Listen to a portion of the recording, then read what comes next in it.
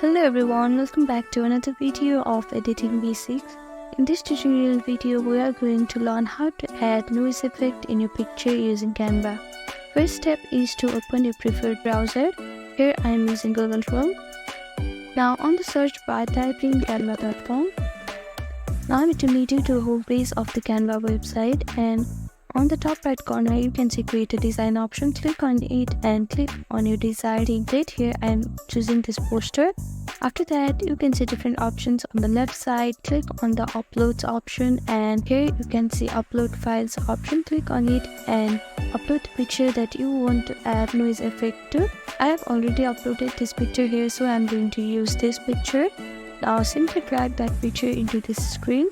Now after that, click on the elements option, and on the search bar type in noise texture. Now click on graphics and scroll down, and you can use this tree element. Now resize it into the size of your picture. After that you can see this option which says transparency. Click on it and reduce the transparency into the 20 to 25.